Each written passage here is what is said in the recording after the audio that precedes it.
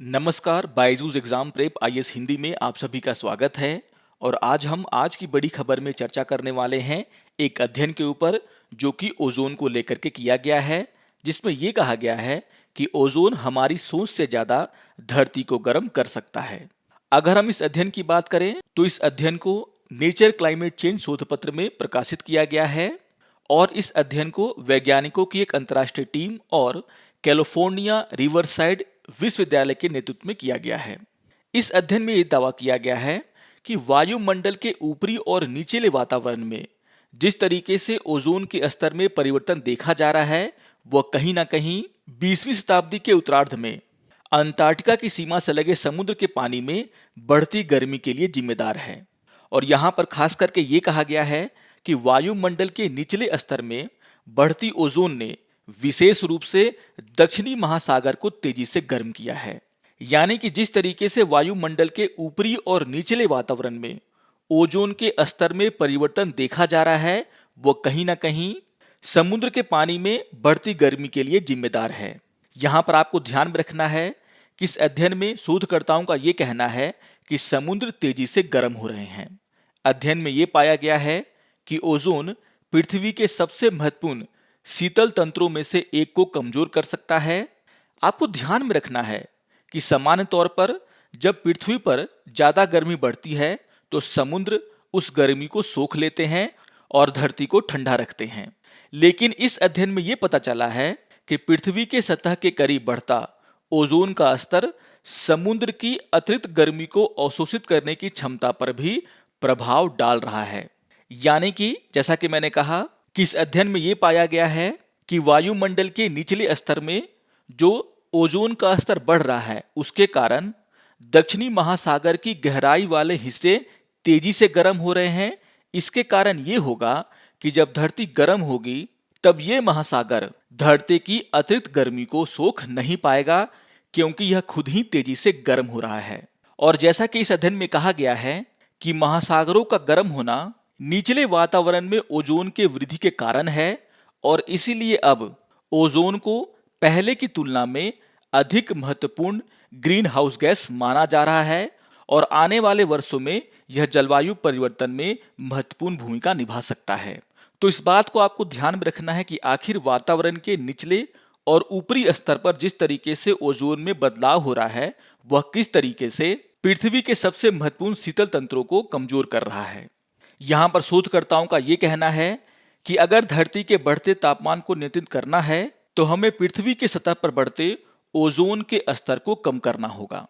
नहीं तो समुद्र की अतिरिक्त गर्मी को अवशोषित करने की क्षमता का ह्रास होगा जिससे कि जलवायु परिवर्तन में और तेजी आ सकता है। अगर हम इस अध्ययन की बात करें इसे कैसे किया गया है तो यहाँ पर विशेषज्ञों की टीम ने 1955 और 2000 के बीच ऊपरी और निचले वातावरण में ओजोन के स्तर में बदलाव का अध्ययन करने के लिए एक मॉडल का इस्तेमाल किया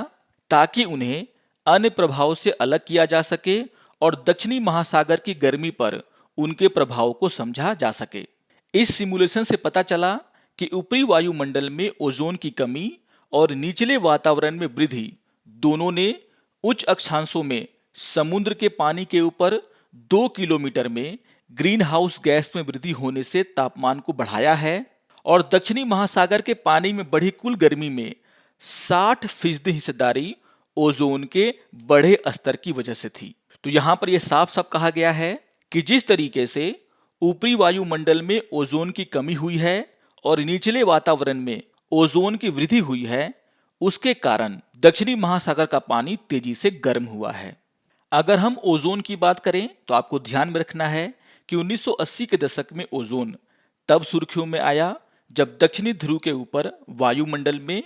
उच्च ओजोन परत में एक छेद का पता चला जो कि CFC यानी कि क्लोरोफ्लोरोकार्बन और उद्योग और उपभोक्ता उत्पादों में इस्तेमाल होने वाली गैसों के कारण हुआ था। आप सभी को पता है कि ओजोन की परत महत्वपूर्ण है क्योंकि यह खतरनाक पैराबैंगनी किरणों को पृथ्वी की सतह पर पहुंचने से रोकती है और इसके महत्व को देखते हुए मॉन्ट्रियल प्रोटोकॉल पर साइन किए गए जो CFC के उत्पादन को रोकने के लिए एक अंतर्राष्ट्रीय समझौता था, जिसके कारण CFC के उत्पादन में कमी आया। आपको यह भी ध्यान में रखना है कि ओजोन ऊपरी वायुमंडल में ऑक्सीजन अणुओं और सूर्य से निकली यूवी किरणों के बीच परस्पर क्रिया द्वारा निर्मित होता है, जबकि निचले वातावरण में यह वाहनों से निकले धुएं और अन्य प्रदूषकों के बीच रासायनिक प्रक्रियाओं के कारण बनता है। यानी कि जो प्रदूषण हम फैलाते हैं वह कहीं ना कहीं निचले वातावरण में ओजोन की सांद्रता को बढ़ाने में मदद करता है। वायुमंडल में ओजोन सांद्रता में परिवर्तन दक्षिण गोलार्ध में पछुआ पवनों को प्रभावित करती है। उसके साथ साथ दक्षिणी महासागर में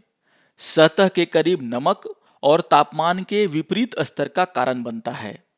यह दोनों कारण अलग अलग तरीकों से समुद्र की धाराओं को प्रभावित करते हैं और समुद्र की गर्मी को प्रभावित करते हैं। तो यहाँ पर आपको ध्यान में रखना है कि निचले वातावरण में हमारे द्वारा फैलाए गए प्रदूषण के कारण ही ओजोन की मात्रा बढ़ रही है और इसीलिए यहाँ पर विशेषज्ञों का ये कहना है कि जिस तरीके से पूरी दुनिया ने मिलकर के मॉन्ट्रियल प्रोटोकॉल के अनुसार CFC के उपयोग में कटौती किया, उसी तरीके से अंतर्राष्ट्रीय समुदाय को धरती को होने वाले नुकसान को रोकने के लिए वायुमंडल के निचले स्तर पर जिस तरीके से ओजोन की मात्रा बढ़ रही है उसको रोकने के लिए भी प्रयास करने होंगे, तभी जाकर के हम जलवायु परिवर्तन को रोक सकते हैं। तो बहुत ही इंपॉर्टेंट टॉपिक है ये, इसको आप लोग जरूर रिवाइज करेंगे। इस अध्ययन में जो प्रमुख बातें कही गई हैं उसको आप लोग ध्यान में रखेंगे। जलवायु परिवर्तन से जुड़ा हुआ मुद्दा है ये और इसीलिए आपके एग्जाम के लिए भी बहुत ही महत्वपूर्ण है। आशा करता हूं कि आपको आज का टॉपिक पसंद आया होगा। अगर आपको ये वीडियो अच्छा लगे तो आप जरूर इसे लाइक करें, शेयर करें और दूसरों को भी सब्सक्राइब करने के लिए प्रेरित करें। तो मिलते हैं आज की बड़ी खबर के अगले अंक में। तब तक के लिए नमस्कार और धन्यवाद।